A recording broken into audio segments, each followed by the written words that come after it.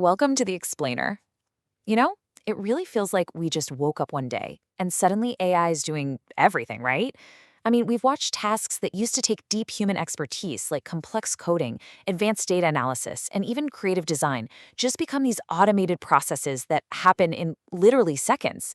It's an absolutely fundamental shift in how we process information and create value. So, what is actually driving this insane speed? The rate at which these algorithms are scaling completely defies the history of how we usually adopt new technology.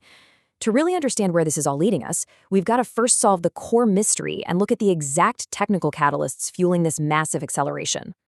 Let's dive into Section 1, the overnight success myth. Let's be real, it's super easy to feel like AI just kind of exploded out of nowhere. But actually, scientists have been working on this stuff for over 70 years. The foundational ideas for neural networks go all the way back to the 1950s. The problem was, for decades, those brilliant algorithms basically just sat there in labs collecting dust. The technology just wasn't ready. We had weak computers and barely any digitized data. It wasn't until today that everything finally aligned. We're talking about a massive convergence. Huge computing power, oceans of internet data, and breakthrough models all coming together at exactly the right time. Which brings us to Section 2, the world's biggest classroom.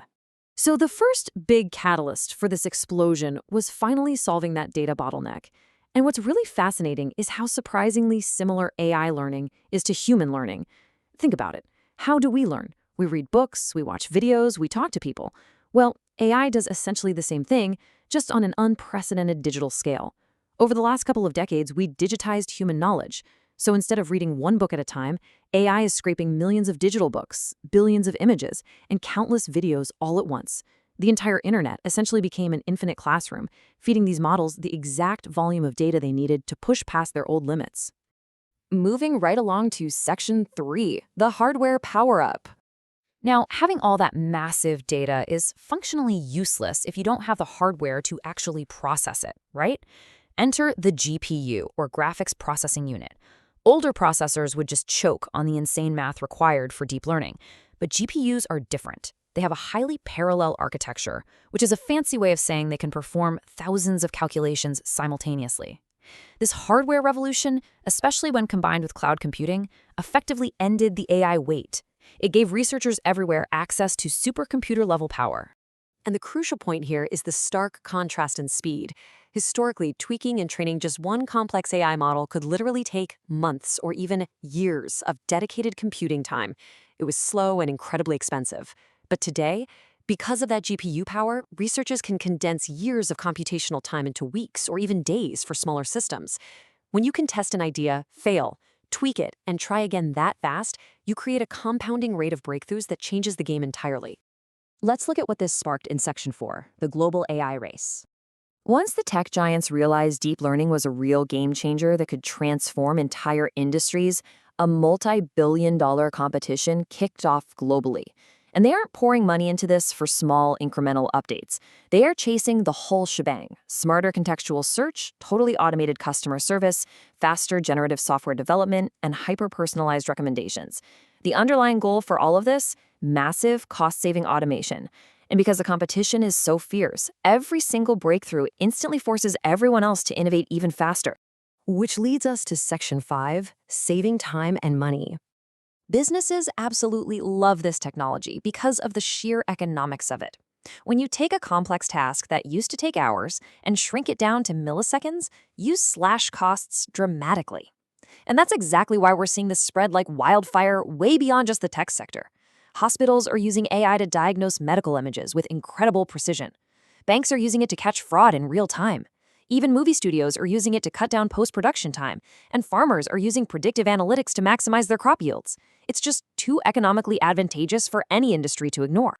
Okay, now for the really crazy part. Section 6, the exponential feedback loop. We are entering what is hands down the most mind-bending phase of this whole thing, a recursive loop of self-improvement. We are way past the point of humans manually typing out every line of code.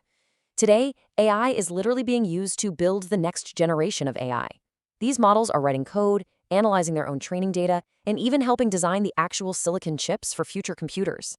But using current AI to solve the bottlenecks of future AI, we've created a compounding cycle. And that right there is what separates this from any other technological revolution in history.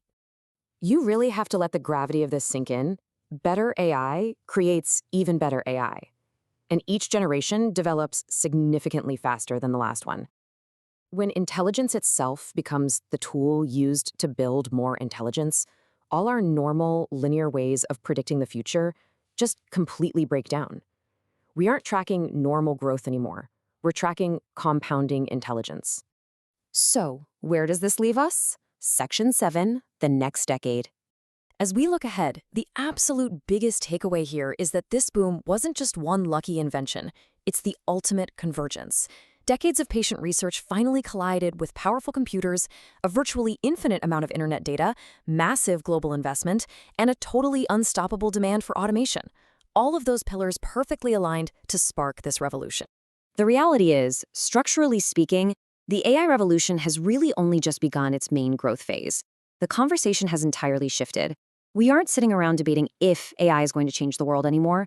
The only question left is exactly how the world is going to reorient itself around this technology. Because over the next decade, we are looking at a transformation of our lives and systems that might be more profound than the last 100 years combined. Thank you so much for joining me for this explainer. If you found this deep dive valuable, make sure to subscribe so we can keep exploring the complex systems